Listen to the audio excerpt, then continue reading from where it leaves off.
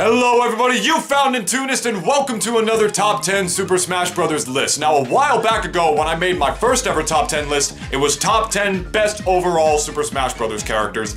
And when I made that list, a lot of people left me comments thinking and expressing and pretty much just saying that I should have made the list the top 10 most consistently good Super Smash Bros. Characters throughout the series rather than just showing the best characters from each individual game. And as promised to some of you, in this video, that's exactly what I'm gonna do. And before we start here, and I hate to pull a zero again guys, but please, please, please just remember that this video is just my opinion. Don't get into a tizzy about it. Because I don't care. And with that said, let's head right into the list.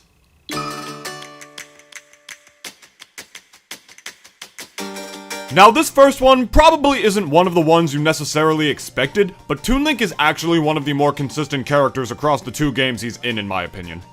He's just a very solid character in both Brawl and Smash 4. Which in theory I suppose makes sense, considering that the character was relatively unchanged in his transition to Smash 4. Well, unchanged at least, compared to certain other characters. Regardless, Toon Link is an absolutely solid high-tier pick in both games. He has a phenomenal projectile game, and when a character has a projectile game that good, they usually aren't very mobile to negate that fact, exampled in characters such as regular Link and Robin. But Toon Link isn't like that at all. He's actually very mobile. Fucker's always jumping around and just constantly throwing one of his 3 projectiles at you. Honest to God, you wanna know what Toon Link is like? You wanna genuinely know what he's like? He's like a rabbit with diarrhea. Because much like Toon Link, a rabbit with diarrhea is constantly jumping around all hippy-hoppy while simultaneously just pumping out shit at you. That's Toon Link. That's what Toon Link is. Toon Link is mobile, a good zoner, and frankly just as, if not more powerful than his more realistic counterpart.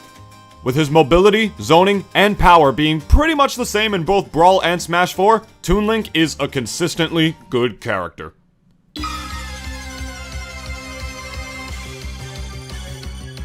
Lucario is another character who, despite being super consistent, has never really achieved top tier status. Nevertheless, he can easily be considered a consistent character, even though he's only been in 2 Smash games. Lucario possesses the unique attribute of Aura, which is a mechanic that makes his attacks cause more damage and knockback when he's at high percents, albeit with a cap. This of course is a double-edged sword because despite his moves becoming much more powerful, Lucario only gains it at high percent and thus is much more susceptible to dying. However, Lucario keeps his consistency despite this double-edged sword in both games he is present in, albeit for different reasons. In Brawl, there was a mechanic called hit stun canceling, which was when you could air dodge or attack out of hit stun within a certain number of frames to actively cancel the hit stun your character is in. It drastically reduced the amount of hit stun a character would normally suffer through, especially at higher percents. This meant that you were able to live longer in Brawl, which heavily benefited Lucario because his moves were a lot stronger at higher percents, which put him at a slight advantage state over most of the game's other characters. This meant that you were able to live longer in Brawl, which heavily benefited Lucario because his moves were a lot stronger at higher percents, which put him at a slight advantage state over most of the game's other characters in this situation. He could just hit stun cancel out of the same moves that pretty much any character could hit stun cancel out of, but this put Lucario at an advantage because at higher percents you could live longer in Brawl, and since he did more damage at higher percentages, he was at the advantage. Until of course Meta Knight and Ice Climbers came in though. As for Smash 4, hit stun canceling has been removed, thank God, but now an even more deadly mechanic has been introduced. Rage. I don't think I really need to explain this, but for those of you that don't know, Rage is a mechanic in Smash 4 that increases the knockback of all attacks the higher your percentages, which can lead to some pretty early and frankly janky kills. So basically, it was like they gave every character Aura. Now Lucario already had Aura, so to balance Lucario, they definitely took away his Aura, considering that Rage is already a mechanic now, right? Right? Not only did they not take away Aura, even though they basically gave Aura to every character in the game, they made it stronger. And it now affects every single one of Lucario's moves, regardless if they are Aura-based attacks or not. So not only did they make Lucario stronger by greatly increasing the effects of Rage, but he also hugely benefits from Rage, as he now has 2 factors increasing his knockback at higher percents. Meaning, he can do this.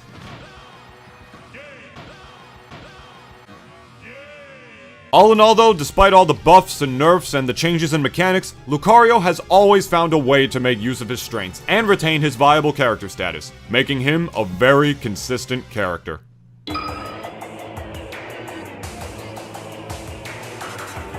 Zero Suit Samus. You know, this character kinda makes you think a little bit.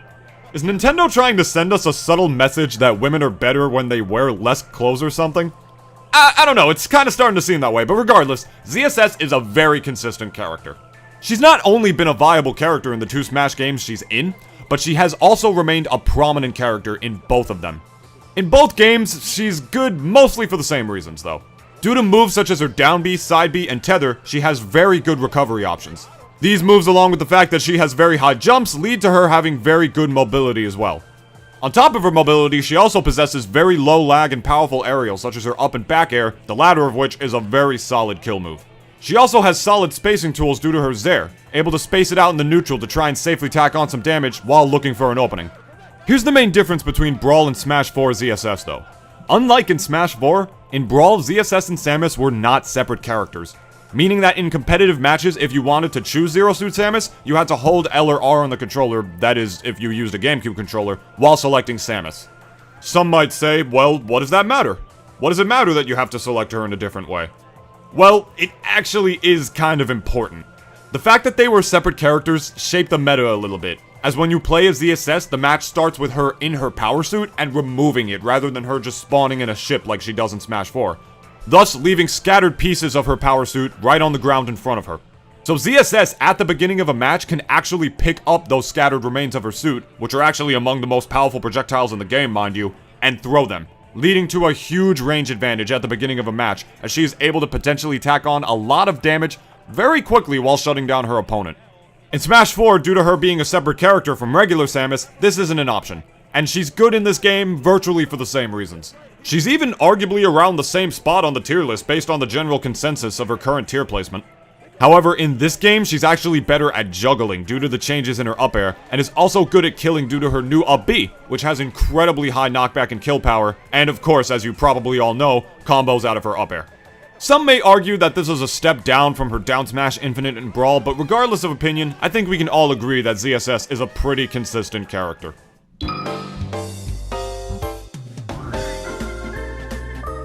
Ranking at number 7 is the Ice Climbers, notoriously famous for their grab bullshit in every game they're in.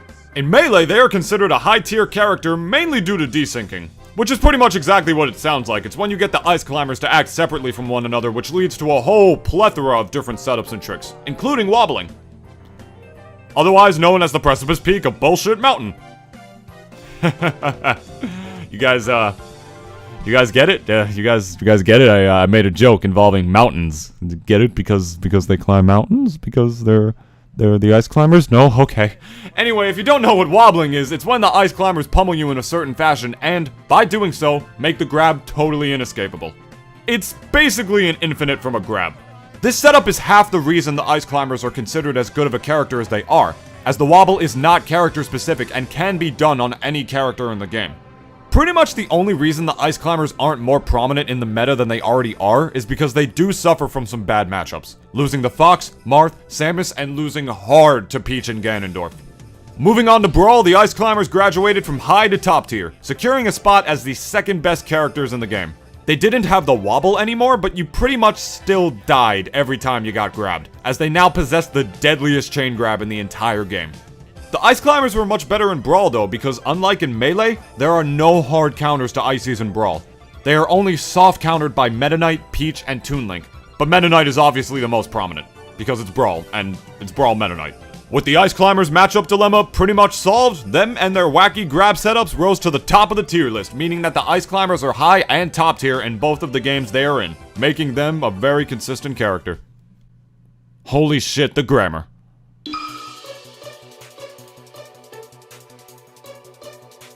Yet another character who's only been in 2 Smash games. Well, 3 if you count PM, and I believe Diddy was a top tier there too, but anyway, Diddy is another very consistent character, being not only viable, but a top tier in every game he's in. He has excellent mobility, combos, quick attacks, good grab range, and fairly powerful throws plus combo throws. And to top it off, he has an excellent projectile game in his Peanut Pop Gun and his two... His two... Oh god, I forgot about this!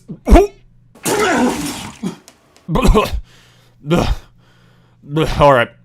Okay. Alright, I'm good. So for those of you who don't know, or have only played or seen Smash 4 for whatever reason, Diddy Kong had 2 bananas in Brawl instead of 1. Meaning he had a big focus and advantage when it came to stage control, which gave him a fantastic ground game. And due to glide tossing, he also had an infinite involving both of the bananas. This secured Diddy a spot as a top 5 character in the game. In Smash 4, he still has an amazing ground game, but he was focused much less on zoning and a lot more on neutral. Although this is probably because they neutered his bananas down to 1 banana instead of 2. He, however, still retains most if not all of his good attributes from Brawl, but just with a few changes here and there. His up B is much more mobile and less linear in Smash 4, giving the player much more control of it in this game as opposed to Brawl. This means that Diddy Kong has a much less predictable, and therefore much less punishable up B. Not to mention that Smash 4's new ledge mechanics made ledge hogging impossible, which also greatly aided Diddy's recovery because you couldn't grab the ledge and have him just not be able to do it anymore.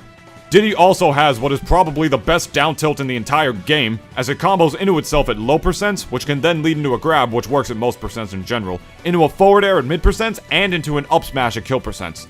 Diddy's down tilt pretty much combos into a move at almost every single percent, or at least every single realistic percent. There are actually more moves that Diddy's down tilt can combo into, but if I actually listed them all here, this video would wind up being way too long, so just know that Diddy's down tilt basically combos into something at almost every percent, making for a very consistently good character.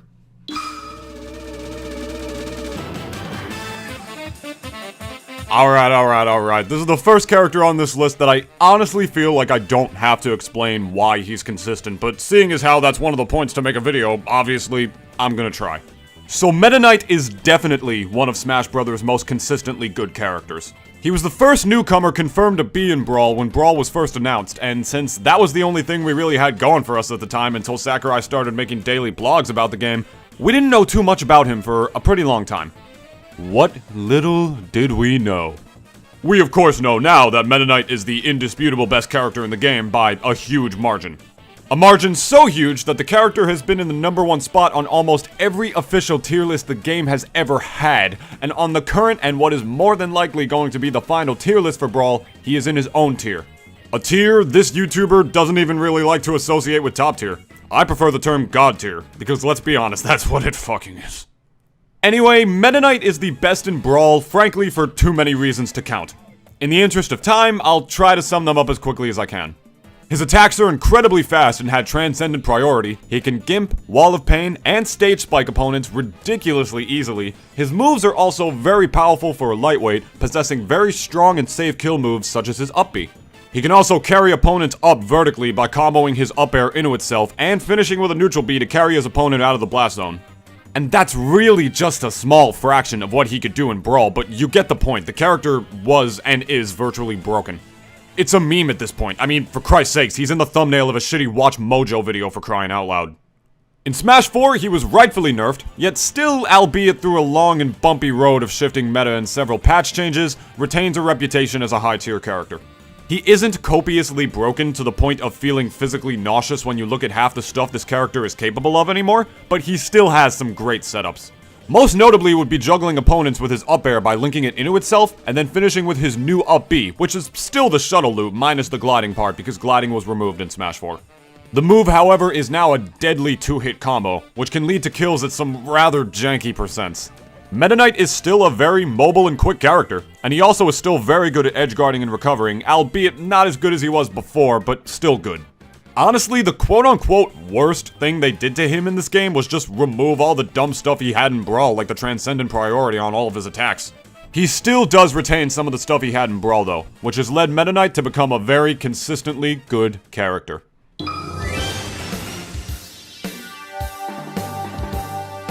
The most consistent Mario character also ranks as the best Mario character in Melee, the game where competitive Smash truly began and formulated.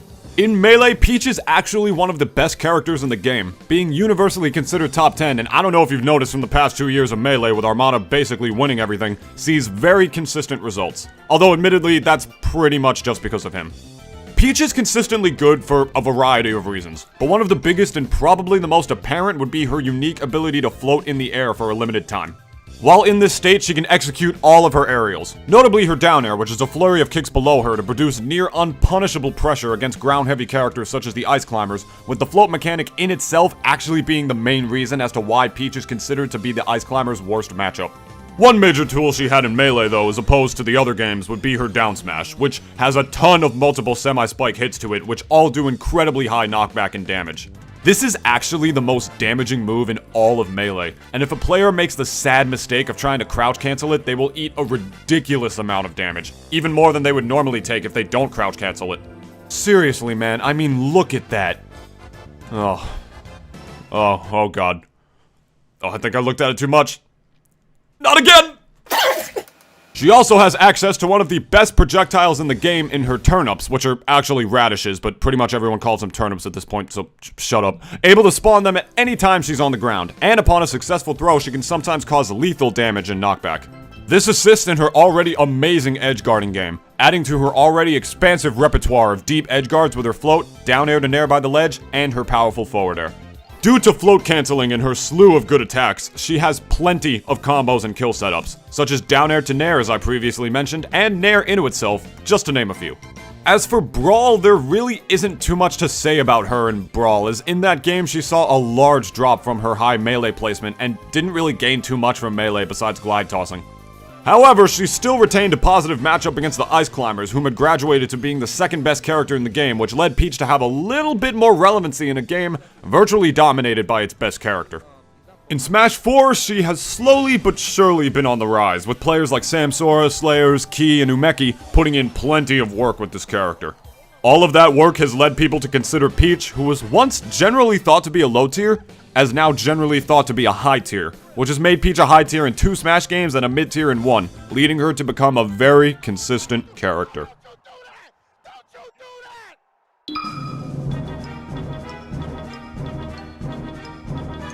The world's most popular Pokemon is no stranger to Smash, both casual and competitive. Throughout all 4 Smash Bros. Games, Pikachu at worst has been a mid tier, and at best was tippy top tier, in Melee and Smash 64 respectively to be precise. In Smash 64, Pikachu is the undisputed best character in the game, and if you've seen my top 10 best Super Smash Bros. Characters video, you should already know that I think 64 Pikachu is one of Smash's overall best characters. Smash 64 Pikachu has no losing matchups or even any even matchups in the game, meaning he beats every character at least 55-45 with an average matchup spread of 65-35 over the entire cast. He has excellent combo starters as well as just amazing combos all around, able to easily kill with his very powerful aerials and stringy combos starting as early as 0% with his up tilt that combos into itself, and then into just about any other aerial he wants. And if Pikachu winds up off stage, his chances of getting gimped by characters such as Kirby, Falcon, or Yoshi is drastically lower than all the other characters, as Pikachu has the best recovery in the game by a pretty long shot due to his quick attack, which in this game actually has some invincibility frames. And this is all while being amazing at gimping himself. His lengthy recovery allows him to travel deep for edge guards. He's also fast in literally every single regard besides his falling speed, which actually is the one thing that it's usually better to be slower at. And on top of all of that, unlike every other Smash game, Pikachu has a kill throw. He's simply superior in 64 in pretty much every way. Moving on to Melee, Pikachu is arguably in his worst iteration. Yet Axe has remained a top 10 player for a couple of years now, primarily using Pikachu in tournament, taking sets off of players such as Mango and even Leffen. In this game, he is still amazing at edge guarding and gimping, plus he is still very fast, with some powerful moves as well, meaning Pikachu is very good at applying pressure to his opponent. Other than that though, he's outshined by most of the characters above him, with Pikachu himself being dubbed the poor man's fox.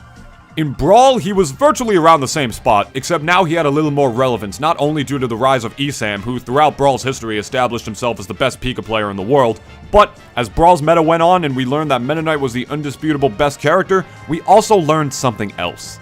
It was considered by some at one point that Pikachu actually went even with Meta Knight, which would by default make Pikachu Meta Knight's worst matchup, as Meta Knight did not lose to any character. It actually still says this on the Smash Wiki, although most players, and even Esam himself included, don't believe this to be true anymore. As for Smash 4, Pikachu is still around the same spot in high tier. He retains most of what makes him good, except now he has a true kill confirm and up throw to down B, as the cloud part of his down B is now a spike, which true combos into the hitbox on Pikachu himself during the move.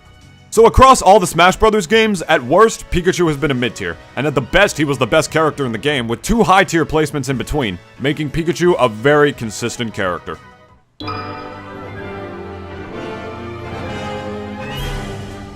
Fox McCloud. This certainly should not have come as a surprise to any of you. Fox is easily not only one of Smash's best overall characters, but most consistently good across all the games as well. He's the indisputable best character in Melee for, frankly, too many reasons to count, so I'm not even gonna bother trying. Like, seriously, I'm not gonna do it. Like, if you wanna know why Fox is the best in Melee, just look up Mango or Leffen, or like over 50% of all Melee matches or something. I don't fucking know. In 64, he's a high tier due to him possessing multiple stringy combos due to his general fast movement speed and attacks, good finishers such as his up smash, a decent recovery, and multiple techniques such as his lasers, which are actually one of the best projectiles in the game, as in this game, unlike all the other Smash games, they actually cause hit stun, which greatly aids in Fox's defensive game and his approach game. His Shine isn't as amazing of a move in this game because you can't jump cancel it in this game like you can in Melee, but he can still Shine Spike in this game due to the move having set knockback and also having semi-spike trajectory. However, he's combo food due to his falling speed, and he's also easy to gimp with characters such as Kirby and Pikachu due to his recovery being pretty linear due to the lack of side Bs in 64. In Smash 4, he for the most part lost his ability to Shine Spike and his lasers were heavily nerfed in pretty much every aspect, yet Fox in this game is still a top tier. His recovery was made better not only because of the new ledge snap, you know when you grab the ledge from like another planet basically, but also because his side B was buffed, as it now does not put you into free fall, meaning he can side B and up B while off stage, no longer having to choose between the two, and also greatly increasing the length of his recovery as well. He also gained some sick lock setups, as well as a footstool setup to gimp and edge guard opponents with by fast falling his forward air off stage into a footstool. Moving on to Brawl, Fox was worse than he has ever been, being in the mid-tier for the first and only time and ranked 15th on the official tier list. In this game, he has virtually the same problems as Fox has in every Smash game that he's in, being combo food and being incredibly susceptible to juggling. However, in this game, due to multiple changes in mechanics from Melee to 64, he's also very susceptible to locks and chain grabs, as chain grabs were much more prevalent in Brawl, which can get Fox to death percentage from 0% if not just being a straight up 0 to death. Some may argue, how is this any different? There are several characters in Melee that can pretty much do the same thing to Fox. They can chain grab him very effectively, but pretty much the only viable characters that can chain grab Fox like that is Fox himself, Marth, and Sheik. Not even Sheik, to be honest, because Sheik's isn't even really like a chain grab situation, it's more of a tech chase situation, so it's pretty much only Fox and Marth. In Brawl, however, there are several characters above him that can effectively chain grab, such as Falco, King Dedede, and the worst of all, the Ice Climbers. Fox is still very fast overall, but a lot of his moves in this game just aren't safe on shield anymore and have a lot more lag and a lot less shield stun as well, and the character also doesn't have the best of range to begin with either. He suffers the same problems in every game he's in, being very susceptible to combos, juggling, and chain grabs. But at the character's absolute worst, he was still a mid-tier, which led Fox to become one of Smash's most consistently good characters.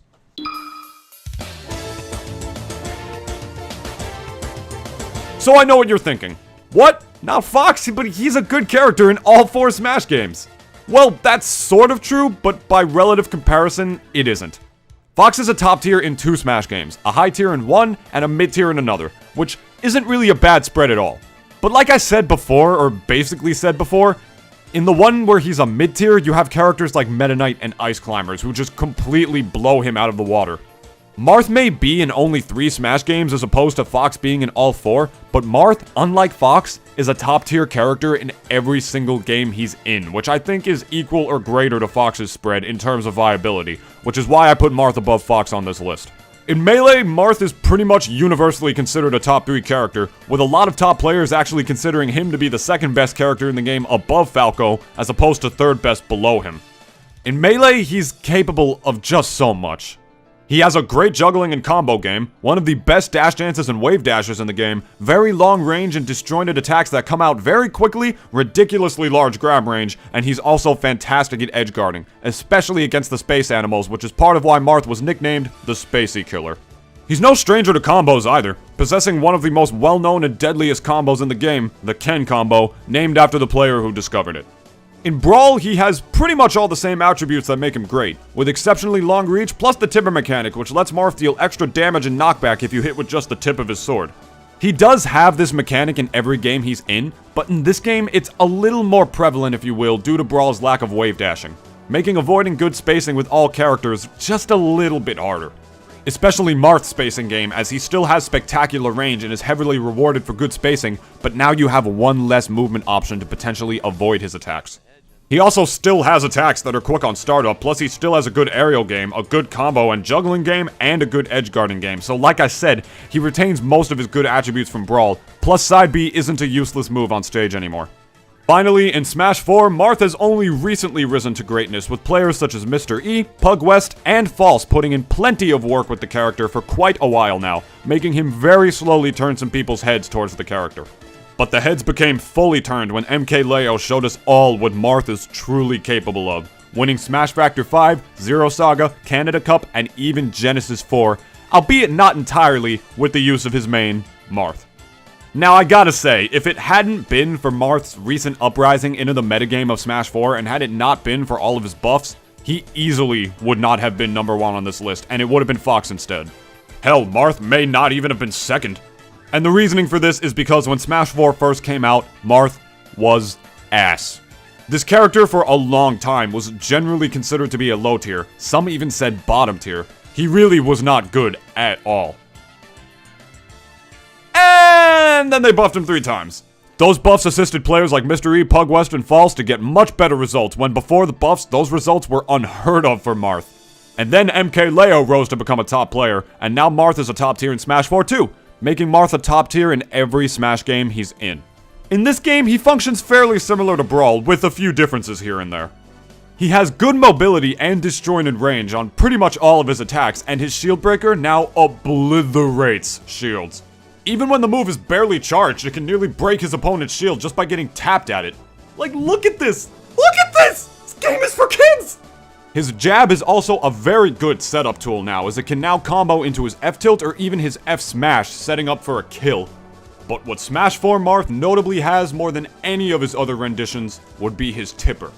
Now, like I mentioned before, he has his tipper in every game, but in Melee and Brawl, rage wasn't a factor, and in this game, it is.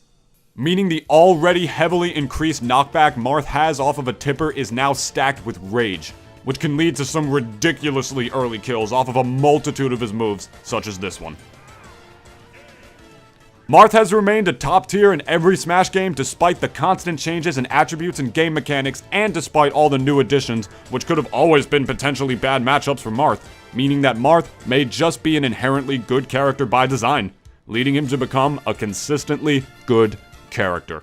And there you have it, folks, the top 10 most consistently good Super Smash Bros. Characters throughout the entire series. My name is Nintoonist. If you like this video, go ahead and let me know by leaving a like, telling me what your most consistently good Smash Bros. Characters are down below in the comments, because I'm just dying to hear it. And of course, subscribing to my YouTube channel. That means the absolute world to me. Thank you all again so much for watching. My name is Nintoonist, and I will gladly see you next time. Take care.